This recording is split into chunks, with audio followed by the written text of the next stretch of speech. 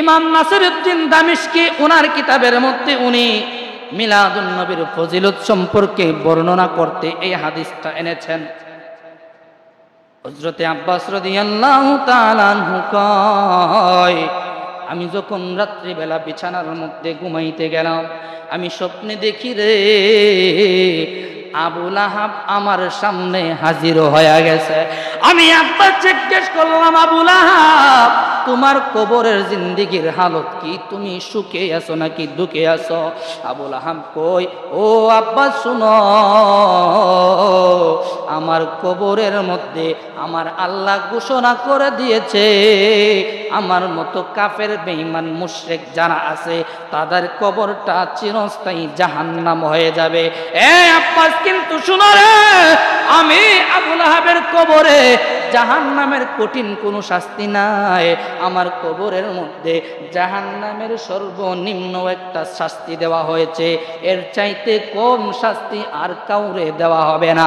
শাস্তিটা কি? আবু লাহাব বলেন, আমার পায়ের মধ্যে জাহান্নামের আগুনের দুইটা খরম পরাই দিছে।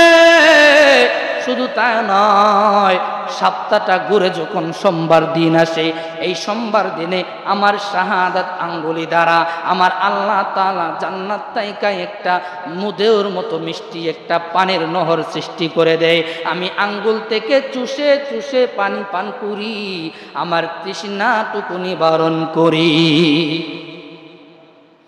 ইবনে আব্বাস জিজ্ঞেস করে, কেন কেন তোমার কোন কাজের কারণে? তুমি তো কাফের, তুমি তো মুশরিক, তুমি তো সূর্যের পূজা করতা, তুমি তো দেবতার পূজা করতা, তুমি তো আল্লাহ মানতা না, তুমি তো রাসূল মানতা না, তাহলে তুমি কেন এত সুন্দর নহর তোমারে কেন দেওয়া হয়েছে? আবু লাহাব ডাক দিয়া কয়, আব্বাস আমি যখন দুনিয়ার জমিনে আমার ভাই আব্দুল্লাহর ঘরে যখন আলোকিত করে নবী মুহাম্মদ আসে, আমি তখনও অবগত নয়, তখনও আমি জানি না উনি হবে নবী মুহাম্মদ। আব্বাস শুনো, আমার একজন দাসী ছিল, নাম হলো সুয়াইবা। এই সুয়াইবা আমার কাছে আইসা সুসংবাদ দিচ্ছে, আবু লাহাব শুনো, তোমার ভাই আব্দুল্লাহর ঘরে একজন ছেলে সন্তান আল্লাহ দান করেছে। আমি আবু লাহাব বড় খুশি হয়ে গেছি। খুশি হইয়া আমার শাহাদাত আঙ্গুল দ্বারা ইশারা দিয়া তারে বলে দিলাম, সুয়াইবা শুনো রে, এতদিন যাবৎ তুমি আমার গোলামি করলা, আমার দাসত্ব করলা, আমার দাসী হয়েছিল, আমি যা বলতাম তোমার তা মান্য করতে হইতো। আজকে থেকে আমি আবু লাহাব ঘোষণা দিয়ে দিলাম, তুমি সুয়াইবাকে নাজাত কইরা দিলাম, তোমারে স্বাধীন কইরা দিলাম, যাও যাও তুমি যেইখানে খুশি সেইখানে চলে যাও। আব্বাস শুনো, এই ঘটনাটা ঘটার কারণে, আমার নবীর দুনিয়াতে আসার কারণে, নবীর মিলাদে খুশি হওয়ার কারণে আমার আল্লাহ তাআলা এই নাজ নিয়ামত আমারে দান করছে। যার শাহাদাত আঙ্গুলে জান্নাতের মধুর চাইতো মিষ্টি নহরের পানির নহর আল্লাহ সৃষ্টি করে দিয়েছেন, উনি কি মুমিন ছিলেন নাকি কাফের ছিলেন? আরো জোরে কন্যা, মুমিন নাকি কাফের? কাফের।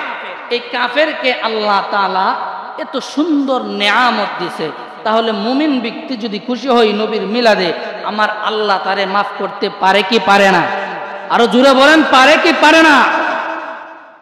একজন ইহুদি উমর রাদিয়াল্লাহু তাআলা আনহুকে বলতেছে, হে উমর, আপনার নবীর উপর যে একটা সুন্দর আয়াত নাজিল হয়েছে, এমন আয়াত যদি আমার নবী মুসার উপর নাজিল হইতো, ওই দিনটারে আমরা ঈদের দিন বানাই দিতাম। কন্যা সুবহানাল্লাহ। ইহুদি ডাক দেয়া কলমা, শুনো, তোমাদের নবী মুহাম্মদের উপর এমন সুন্দর একটা আয়াত নাজিল হয়েছে। উমর, এই আয়াতটা যদি আমাদের নবী মুসার উপর নাজিল হইতো, যেই দিন আয়াতটা নাজিল হয়েছে এই দিনটারে ঈদের দিন বানায় নিতা। হযরত ওমর বলেন, কোন সেই আয়াত? আয়াতটা কি?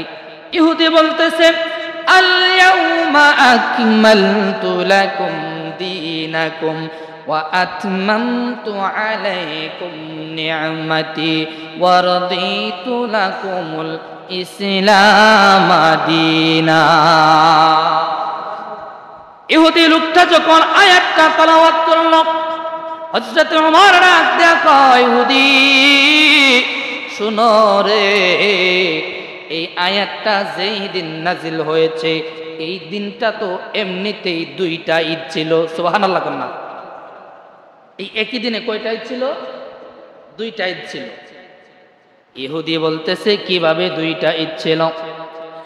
হযরতে ওমর কয়, ইহুদি রে, আমরা মুসলমানের জন্য আরাফার দিনটা হলো ঈদের দিন। সুবহানাল্লাহ বলেন। আরাফার দিন কি? একটা ঈদের দিন। দ্বিতীয়ত এই আয়াতটা যেদিন নাজিল হয়েছে এই দিনটা ছিল শুক্রবার, জুমার দিন। অর্থাৎ এই আয়াতটা যেদিন নাজিল হয়েছে, এই আয়াতটা যেদিন নাজিল হয়েছে এই দিনটার মধ্যে দুইটা ঈদ ছিল। নাম্বার 1, এটা আরাফার দিন। আরাফার দিনে আমরা খুশি করি, খুশি মানেই ঈদ। শুক্রবার আমাদের জন্য ঈদ, এই দুইটা ঈদ। এই জন্য আমরা এই দিনটাকে আর ঈদের দিন বানাইবার কোনো প্রয়োজন নাই। সুবহানাল্লাহ বলেন না। ইহুদিকে বললেন এই দুইটা ঈদের দিনে আয়াত নাজিল হয়েছে বন্ধুরে, এই জন্য বছরে যতটা শুক্রবার, প্রত্যেকটা শুক্রবার মুমিনের জন্য ঈদের দিন। ঈদ মানে কি? ঈদ মানে আনন্দ, খুশি, ঠিক না বেঠিক? মুমিন যারা, মুসলমান যারা, ইমানদার যারা, তারা ঈদের দিন আনন্দ উল্লাস করে না? আনন্দ উল্লাস করে। আমার বাসায় আমি বলি, একটি ঘটনা ঘটে একবার, মনে পড়ে বারবার। ঘটনা ঘটে একবার, ফিরে আসে বারবার। মনে পড়ে যতবার, আনন্দ লাগে ততবার, ঠিক না বেঠিক? আমার নবী দুনিয়ার জমিনে আসছে, ঘটনা একবার ঘটছে নাকি বারবার? কথা কোন? নবী দুনিয়াতে আগমন করছে একবার নাকি বারবার? একবার। কিন্তু বছরটা ঘুরে আসলেই এই দিনটা আসে কি আসে না? নবীর আগমনের দিনটা যখন মুমিনের সামনে আসে, তখন মুমিনের অন্তরের মধ্যে আনন্দ খুশির ঢেউ খেলে কি খেলে না? এই জন্য আমরা এই দিনটাকে ঈদের দিন বানিয়ে নিয়েছি। এই দিনটা হলো শুধু ঈদ নয়, সকল ঈদের সেরা ঈদ, ঈদ মিলাদুন নবী। সকল ঈদের সেরা ঈদ, ঈদ মিলাদুন নবী। এ বন্ধু, নবী মুসা আলাইহিস সালাতু ওয়াস সালামকে ফেরাউন যখন দলবল নিয়ে পাকড়াও করলো, দৌড়ানি দিল, মুসা নবীরে দুনিয়া পার করাই দিছে কে? আমার আল্লাহ তাআলার অশেষ মেহেরবানিতে আল্লাহ তাআলা হুকুম করেছেন দুনিয়াকে, দুনিয়ার মধ্য দিয়ে যেন রাস্তা হয়ে যায়। রাস্তা হয়ে গেছে। মুসা নবী দুনিয়া পাড়ি দিলেন তার উম্মত গুলারে নিয়ে। ঘটনাটা কি বারবার ঘটছে নাকি একবার ঘটছে? একবার। একবার ঘটার পরে এই দিনটা ছিল আশুরার দিন। দিনটা কোন দিন ছিল? আশুরার দিন। মুসা নবী যতদিন জীবদ্দশায় ছিলেন ততদিন আশুরার দিনটারে সম্মান করতেন, আশুরার দিনে রোজা রাখতেন, আশুরার দিনটাকে ইজ্জত করতেন, মনে করতেন, ঠিক না বেটি? এই জন্য বাবা, যে ঘটনা ঘটে একবার, ফিরে এসে বারবার মনে হয় যতবার, ঈদ হয় ততবার, আনন্দ হয় ততবার। বন্ধুরে,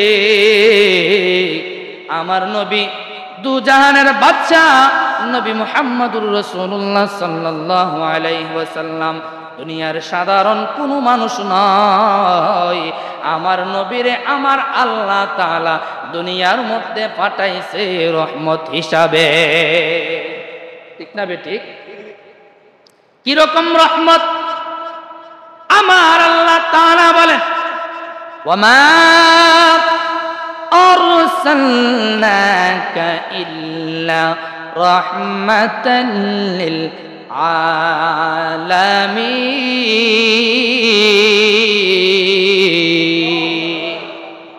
এ নবী শুনো, আমি আপনারে দুনিয়ার মধ্যে পাঠাইছি সাধারণ কোনো মানুষ বানাইয়া নয়, অন্যান্য কোনো নবীদের মতো নয়, আমি আপনারে সকল নবীদের নবী বানাই পাঠাইছি। আল্লাহু আকবার। সকল নবীদের নবী, শুধু তাই নয়, গোটা জাহানের জন্য আমি রহমত বানাই পাঠাইছি। কেমন রহমত, কেমন রহমত! আমার আল্লাহ তাআলা কয়, আলহামদুলিল্লাহি রাব্বিল আলামিন। আমি আল্লাহ যত জায়গার মধ্যে আমি আল্লাহর রববিয়ত আছে, আমি আল্লাহ যত জায়গার রব, ঠিক তত জায়গার রহমত হইল আমার নবী। ও গো কামলিওয়ালা, তুমি মদিনাওয়ালা। ও গো কামলিওয়ালা, তুমি মদিনাওয়ালা। তোমারি জন্যে জগৎ উজালা। কামলিওয়ালা, তুমি মদিনা, তুমি নূরের নবী, তুমি ধ্যানের ছবি। তুমি নূরের নবী, তুমি ধ্যানের ছবি। তোমার উপরে পড়েন দুরূদ আল্লাহ তাআলা। কামলিওয়ালা, তুমি মদিনাওয়ালা। ও গো কামলিওয়ালা, তুমি মদিনাওয়ালা। একটা জবানও বন্ধ রাখবেন না, আওয়াজ করে বলুন আল্লাহু আকবার। আরো একটু উচ্চ সুরে বলুন ইয়া রাসূলুল্লাহ। জগতের বন্ধুরা রে, ও আমার কুমিল্লার বাবারা, শুনো, এমন একটা জায়গা আসেনি যেই জায়গার মধ্যে আমার রবের রববিয়ত নাই। দুনিয়ার মধ্যে এমন কোনো সৃষ্টি নাই, এমন কোনো জায়গা নাই যে জায়গার রব আমার আল্লাহ না। আমার আল্লাহ কয়, আমি সকল সৃষ্টির স্রষ্টা, আমি দুনিয়ার সকল জায়গার রব। এমনিতে এমনি ভাবে আমার নবী রহমাতুল লিল আলামিন দুনিয়ার 7 আসমান 7 জমিন, সমুদ্র পাহাড় পর্বত যা কিছু আছে সকল সৃষ্টির জন্য রহমত, দুনিয়ার সকল জায়গার জন্য রহমত। জোরে জোরে কি সুবহানাল্লাহ বলা যাবে না? এ বন্ধুরে, এই রহমত পাওয়ার পরে আমার আল্লাহ তাআলা ঘোষণা করেন, আমরা রহমত ফজল পাইয়া যেন আমরা আনন্দ উল্লাস করি। আয়াতের মধ্যে আল্লাহ তাআলা বলেন, কুল বিফাদলিল্লাহি ওয়া বিরহমাতিহি ফাবিযালিকা ফালইফরাহু হুয়া খায়রুম মিম্মা ইয়াজমাউন। হাবিব, ও আমার দোস্ত, আপনি আপনার উম্মতদেরকে ঘোষণা করে দিন, তারা যদি কোনো নিয়ামত পায়, কোনো রহমত পায়, কোনো ফজল পায়, ওই ফজল পাইয়া তারা যেন আনন্দ উল্লাস করে, আনন্দ উল্লাস করে। এই আনন্দ উল্লাসটা সাধারণ কোনো আনন্দ নয়। আমার আল্লাহ তাআলা বলেন, হুয়া খায়রুম মিম্মা ইয়াজমাউন। এই আনন্দটা হলো গোটা জাহানের সমস্ত ধন সম্পদের চাইতেও উত্তম। ফজিলত কম নাকি বেশি? আনন্দ করার জন্য ঘোষণা দিয়েছেন কে? এই ফজলটা কি, রহমতটা কি? ইবনে আব্বাস তার তাফসীরের গ্রন্থের মধ্যে ব্যাখ্যা করতেছেন, আয়াতের শানে নজরটা টানতেছেন। ইবনে আব্বাস কয়, এই রহমত, এই ফজল দুনিয়ার সাধারণ কিছু নয়, এটা হলো নবী রহমাতুল লিল আলামিন। এই নবী দুনিয়ার মধ্যে আসছে, আশিকে রাসূল খুশি নাকি বেজার? মুমিনের অন্তরের মধ্যে খুশির ঢেউ খেলে, মুশতাকে রাসূলের অন্তরের মধ্যে বেজার, ঠিক না বেটি? আমার নবী দুনিয়ার মধ্যে আসবে, যেই দিন দুনিয়াতে, যেই রাত্রে আমার নবী যেই দিন দুনিয়ার মধ্যে আসবে, শবে সাদেকের সময়, এই রাত্রে মা আমেনার ঘরে আলো দিবে, আলো দেওয়ার জন্য কোন তেল নাই। আজকের আধুনিক জামানার মতো ওই দিনে তো সুন্দর ব্যবস্থা ছিল না, কারেন্ট ছিল না, সৌর বিদ্যুৎ ছিল না, আইপিএস ছিল না, জেনারেটর ছিল না, নাকি ছিল? ওই দিন এই আধুনিকতার ছোঁয়া ছিল না, কিন্তু ঘরের মধ্যে বাতি দিবে, আলো দিবে, আলো জ্বালানোর মধ্যে কোনো আলো নাই। হঠাৎ করে দুইজন মহিলা জান্নাত থেকে ওনার ঘরের মধ্যে আইসা হাজির। এই দুইজন মহিলা, একজন হলো মা হাওয়া আর একজন হলো মরিয়ম আলাইহিস সালাতু ওয়াস সালাম। মা হাওয়া ডাক দিয়া কই, আমেনা শুনো, আমি তোমার ঘরের মধ্যে আসছি একটা সুসংবাদ নিয়া। কি সেই সুসংবাদ? আমেনা রে, তোমার গর্ভের মধ্যে যেই শিশু, উনি আজকেই দুনিয়াতে আগমন করবে, এবং উনি সাধারণ কোনো মানুষ নয়, দুনিয়ার সাধারণ কোনো শিশু নয়। এই লোকটা হলো আখিরি জামানার পয়গাম্বর, নবীদের নবী, নবী রাহমাতুল লিল আলামিন। মরিয়ম আলাইহিস সালাতু ওয়াস সালাম কয়, আমেনা, আমি দুইটা সুসংবাদ নিয়ে আসছি। নাম্বার 1, উনি তো হলো সকল নবীদেরও নবী। সকল নবীদের নাকি কোনো সন্দেহ আছে? সকল নবীদের নবী। এ আমেনা, তারপরে এই নবী মুহাম্মদের নুরানি চেহারা মোবারকের মধ্যে যারা নেক নজরে তাকাইবে, আল্লাহ তাআলা ওই ব্যক্তির জন্য জাহান্নামের আগুন হারাম কইরা দিবে। তাইলে নবী আমরার মতো নাকি? আমাদের চেহারার দিকে তাকালে জাহান্নামের আগুন হারাম হইব না? হ্যাঁ, নবী কখনো আমাদের মতো হতে পারে না। মা আমেনা কয়, আমার ঘরের মধ্যে আলো দেব, একটু তেলও নাই। যখন অন্ধকারে নিমজ্জিত হয়ে গেল, আমার সন্তান মুহাম্মদ দুনিয়ার মধ্যে আগমন করল। আমি আমেনা তাকাইয়া দেখি রে, ও কুমিল্লার বাবারা, মা আমেনা বলতেছে, আমার ঘরটা নূরে ঝলমল ঝলমল করতেছে। শুধু আমার ঘর নয়, আমি তাকাইয়া দেখি আমার মক্কা থেকে শাম দেশ শত শত মাইলের দূরত্ব। ওই অত শত শত মাইল দূরত্বের মধ্যে শাম দেশের মধ্যে বড় বড় প্রাসাদ ছিল। ওই প্রাসাদের দিকে তাকাইয়া দেখি শাম দেশের প্রাসাদগুলা নবী মুহাম্মদের নূরের তাজাল্লিতে জলমল জলমল করতেছে। তাহলে নবী আমাদের মতো? নবী মাটি, নবী নূরের তৈরি। নবী কিসের তৈরি? আমার আল্লাহ বলেন, قد جاءكم من الله نور وكتاب مبين। এ দুনিয়ার মানুষেরা শুনো, আমি তোমাদের কাছে একজন নবী পাঠাইলাম, একজন রাসূল পাঠাইলাম। তিনি শুধু নবী নয়, তিনি হলেন স্পষ্ট কিতাব।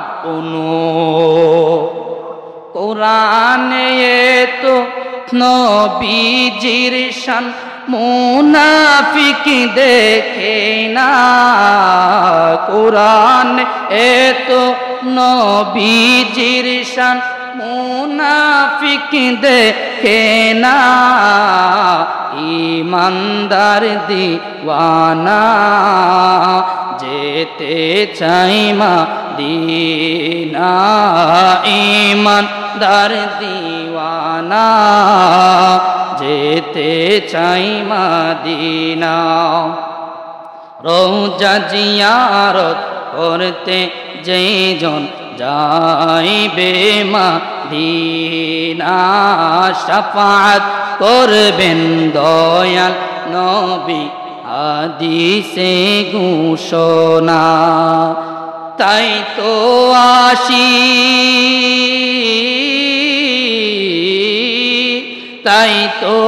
আশিক মনে হলে ছুটে যাই মদিনা, ইমানদার দিওয়ানা যেতে চাই মদিনা ইমানদার দিওয়ানা যেতে চাই মদিনা ঠিক না বেটি ইমানদার যারা নবীর রওজা মুবারক দেখার জন্য কাঁদে রে কাঁদে কত কাঁদে আল্লাহ আমারে হায়াত দিছো সুন্দর মন দিছো কিন্তু যাওয়ার মতো তৌফিক দেও নাই আছে নাকি নাই এ বন্ধু যারা একবার গেছে রে যাওয়ার মতো সামর্থ্য থাকলে খোঁজ নিয়ে দেখবেন এই লোকটা বারবার নবীর রওজা মুবারক জিয়ারতে যায় এই জন্য বন্ধু আমার নবীরে আল্লাহ নূর দিয়া দুনিয়ার মধ্যে পাঠাইলেন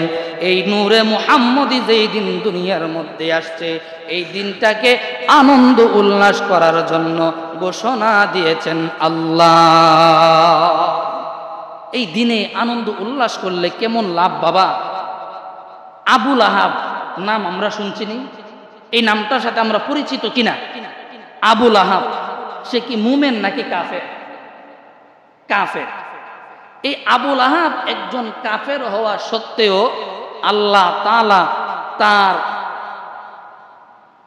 কবরের আযাবটাকে লাঘব করে দিয়েছেন আল্লাহু আকবার বরং আল্লাহ তাআলা কাফের বেঈমানদের সম্পর্কে বলতেছেন ইন্নাল্লাযীনা কাফারু মিন আহলিল কিতাবি ওয়াল মুশরিকিনা ফি নারি জাহান্নামা খালিদিনা ফিহা এ জগতের মানুষেরা শুনো নিশ্চয় নিশ্চয় যারা কাফের যারা আহলুল কিতাব যারা মুশরিক তাদেরকে আমি আল্লাহ তাআলা চিরস্থায়ী জাহান্নামে বানাই দিলাম যারা কাফের তাদের স্থান কোথায় যারা মুশরিক যারা আহলুল কিতাব তাদের স্থান কোথায় জাহান্নাম একদিন দুই দিনের জন্য নাকি সারা জীবনের জন্য সারা জীবনের জন্য এমন একজন আবুল আহাব মক্কা নগরীর মধ্যে যত বড় বড় কাফের ছিল তাদের মধ্যে একজন ছিল আবুল আহাব এ আবুল আহাব আমার নবী রাহমাতুল লিল আলামিন দুনিয়ার জমিনে যেদিন শুভাগমন করলেন আবুল আহাবের একজন দাসী ছিল দাসীটার নাম হলো সুয়াইবা এই দাসীটা আয়েশা আবুল আহাবের কাছে আনন্দ চিত্তে খবরটা দিল মুনি আপনার ভাই আব্দুল্লাহর ঘরে আমার আল্লাহ তাআলা একজন ছেলে সন্তান দিয়েছে আবুল আহাব খুশি হয়ে গেছে সুবহানাল্লাহ আবুল আহাব খুশি হয়ে গেছে আবুল আহাব যখন পরটাকে মরে যায় মারা যাওয়ার পরে হযরতে রাদিয়াল্লাহু তাআলা আনহু আবুল আহাবকে ঘুমের ঘরে একদিন স্বপ্ন দেখতেছে আমাদের আত্মীয় স্বজন আব্বা আম্মা মারা গেলে আমরা প্রায় সময় স্বপ্ন দেখি দেখি কি দেখি না ওনাদের হালত যারা আমলদার ব্যক্তি মুমিন ব্যক্তি তারা ওনাদের হালত সম্পর্কেও জানতে পারে আব্বাস রাদিয়াল্লাহু তাআলা আনহু বর্ণনা করেন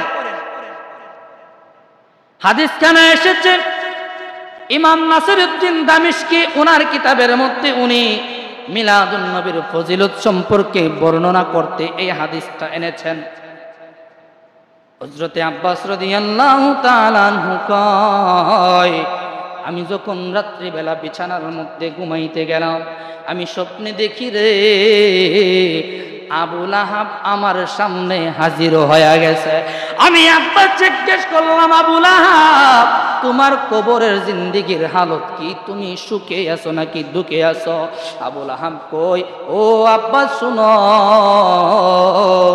আমার কবরের মধ্যে আমার আল্লাহ ঘোষণা করে দিয়েছে আমার মতো কাফের বেঈমান মুশরিক যারা আছে তাদের কবরটা চিরস্থায়ী জাহান্নাম হয়ে যাবে এ আব্বাস কিন্তু শুনো রে আমি আবুল আহাবের কবরে জাহান্নামের কঠিন কোনো শাস্তি নাই আমার কবরের মধ্যে জাহান্নামের সর্বনিম্ন একটা শাস্তি দেওয়া হয়েছে এর চাইতে কম শাস্তি আর কাউরে দেওয়া হবে না শাস্তিটা কি আবুল আহাব বলেন আমার পায়ের মধ্যে জাহান্নামের আগুনের দুইটা খরম পরাই দিছে।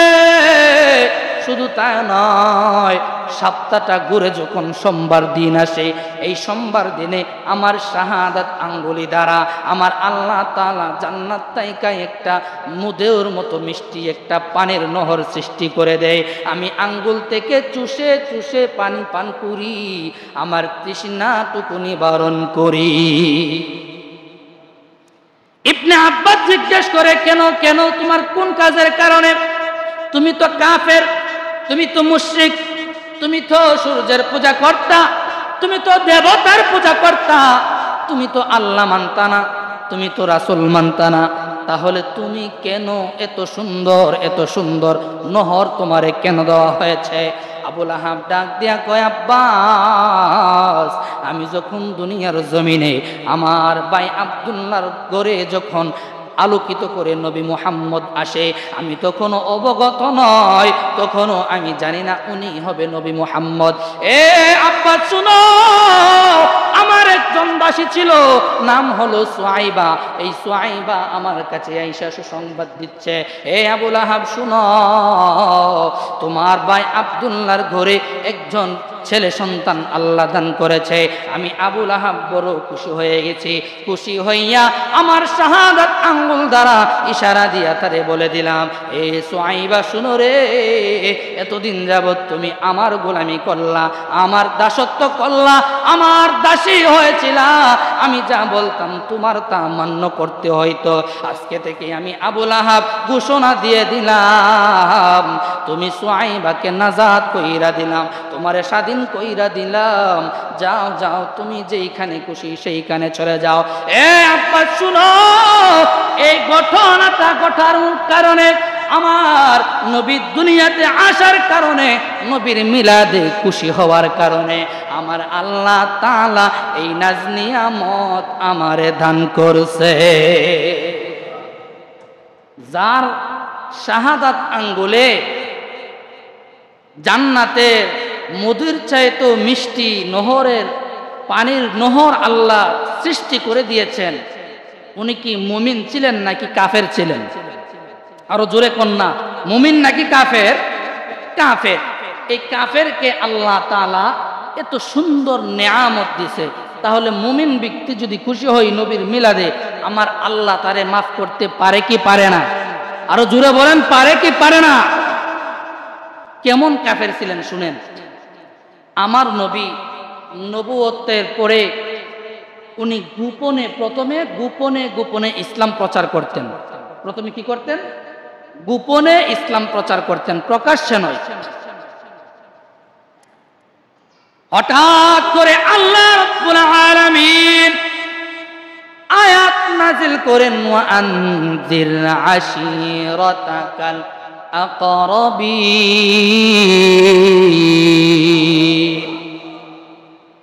বন্ধু আমার হাবিব, আর গোপনে গোপনে ইসলাম প্রচার করতে হবে না। আমি আল্লাহ আপনারে বল দিলাম, আপনি আজকে থেকে প্রকাশ্যে দ্বীনের দাওয়াত দিবেন। তবে বন্ধু, প্রথমে দাওয়াত দিবেন আপনার কুরাইশ বংশের গোত্রের লোকগুলারে। আমার নবী পরের দিন সকালবেলা সাফা পাহাড়ের উপর দাঁড়াইয়া কুরাইশ বংশের সকল লোকগুলারে ডাকলেন। সকলে একত্রিত হইলেন। আমার নবী বলতেছে, এ আমার আত্মীয় স্বজন শুনো, ও আমার বংশের লোকেরা, আমি মুহাম্মদ যদি আপনাদেরকে বলি, এই পাহাড়ের পিছনে একদল শত্রু যারা তোমাদেরকে আক্রমণ করতে পারে, যেই কোনো সময় তোমাদের উপর হামলা করতে পারে, এই কথাটা তোমরা বিশ্বাস করবা নাকি অবিশ্বাস করবা? সমস্ত লোক এক বাক্যে বলে দেয়, আপনি হলেন রাহমাতুল লিল আলামিন। এ মুহাম্মদ, আপনার জন্মের পর থেকে এই পর্যন্ত আপনি কখনো কোনো মিথ্যা কথা বলেন নাই, আপনার ডিকশনারিতে কোনো মিথ্যা নাই, আপনার জীবনে কোনো মিথ্যার অভিজ্ঞতা নাই। আমরা এই জন্য এক বাক্যে একসাথে সাক্ষী দিয়ে দিলাম, আপনি যা বলেছেন তা সত্য সত্য সত্য। কারা সাক্ষী দিছে? তারা কি মুমিন নাকি কাফের? কাফের। যারা সাক্ষী দিছে তারা তখন ঈমান আনে নাই। আমার নবী কয়, কুরাইশ বংশের লোক শুনো, যদি আমার কথাটুকু বিশ্বাস করে থাকো তাহলে শুনে রাখো রে, আমি মুহাম্মদ রে আল্লাহ পাঠাইছে তোমাদেরকে নাজাত দেওয়ার জন্য, তোমাদেরকে কুফরি শিরক থেকে বিরত করে এক আল্লাহর একত্ববাদের স্বীকারোক্তি করানোর জন্য। তোমরা গাছের পূজা, মাছের পূজা, সূর্যের পূজা, তোমরা দেবতার পূজা ছেড়ে দিয়ে এক আল্লাহর ইবাদত করবা, এই জন্য আমারে রাসূল বানাই পাঠাইছে। তোমরা আমার সঙ্গে আল্লাহর কালেমা পড়ে নাও, লা ইলাহা ইল্লাল্লাহু মুহাম্মাদুর রাসূলুল্লাহ সাল্লাল্লাহু তাআলা আলাইহি ওয়াসাল্লাম। এই কথাটা যখন বললেন, আবু লাহাব এখানে উপস্থিত। আবু লাহাব কই, ভাতিজা তোমার মতলব বড় খারাপ, এই কথা বলার জন্য বুঝি আমাদেরকে একত্রিত করছো? এই কথা বলে আবু লাহাব আমার নবীর অপমান করলো, অপদস্থ করলো। শুধু অপমান করে ক্ষান্ত থাকে নাই, পাথর দিয়ে আমার নবীর নুরানি চেহারা মুবারকের মধ্যে নিক্ষেপ করলে জোরে জোরে কন্যা নাউজুবিল্লাহ। আর বলে, মুহাম্মদ তুমি ধ্বংস হও। এই কথা বলে আর নবীরে পাথর নিক্ষেপ করে। বাবারে, এই সময় আল্লাহ তাআলা সূরা লাহাব নাজিল করে আবু লাহাবের অপমান করার জন্য আমার আল্লাহ নাজিল করে, তাব্বাত ইয়াদা আবি লাহাবিন ওয়া তাব মা আগনা আনহু মালুহু ওয়া মা কাসাব। আমার আল্লাহ কয়, আবু লাহাব আমি আল্লাহ তোরে অভিশাপ দিলাম, তুই যেই হাত দ্বারা আমার নবীর গা মুবারকে পাথর নিক্ষেপ করছত রে, তোর এই দুইটা হাত যেন ধ্বংস হয়ে যায়। শুধু হাত নয়, তুই আবু লাহাবও যেন ধ্বংস হয়ে যা। এমন অভিশাপ আল্লাহ দিছে। কে দিছে? এমন অভিশাপ দেওয়ার পরেও আমার নবীর মিলাদে খুশি হওয়ার কারণে তারে আমার আল্লাহ তাআলা প্রতি সোমবারে আযাব লাঘব করে দেয়। তার শাহাদাত আঙ্গুলের দ্বারা পানির নহর সৃষ্টি করে দিয়েছে, সে এটা বক্ষণ করে আর তৃপ্তি গ্রহণ করে। সুবহানাল্লাহ বলেন। তাহলে আমরা উম্মতে মুহাম্মাদি, সেই নবীর উম্মত হয়ে, ইমানদার হয়ে, মুমিন হয়ে, নবীর শুভাগমনে, নবীর মিলাদে যদি খুশি হয়, আমার আল্লাহ তাআলা খুশি হয়ে আমাদেরকে নাজাত দিতে পারে কি পারে না? আরো জোরে বলেন, পারে কি পারে না? আমার নবী যেই দিন দুনিয়ার মধ্যে আগমন করেন, এই দিন দুনিয়ার সকল কিছু খুশি হয়ে যান। সুবহানাল্লাহ। আমার নবী রাহমাতুল লিল আলামিন সুবহ সাদেকের সময় দুনিয়ার জমিনের মধ্যে শুভাগমন করেন। খানে কাবা আমার নবীজির দিকে ঝুঁকে যায়। সুবহানাল্লাহ। যে খানে কাবার দিকে ফিরে আমরা আল্লাহকে সিজদা করি, এই খানে কাবা আমার ঘরের দিকে ঝুঁকে পড়ে সমস্ত গাছপালা, তরুলতা গুলা নবীজির শানে ঝুঁকে যায়। এমনকি কাবা ঘরে থাকা 360টা মাটির বানানো মূর্তিগুলাও আমার নবীজির কাছে ঝুঁকে যায়। হে রাসূল তোমায় ভালোবাসি, অন্তরে শুধুই মুখে না,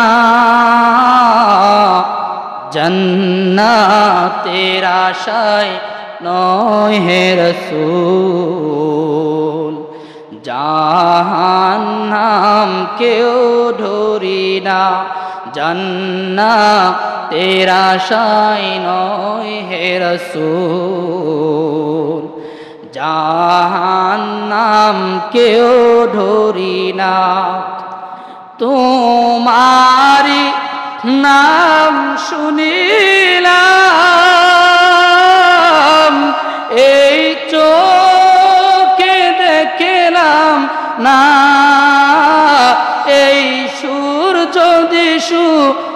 থাকো, একবার দিদার দাও না।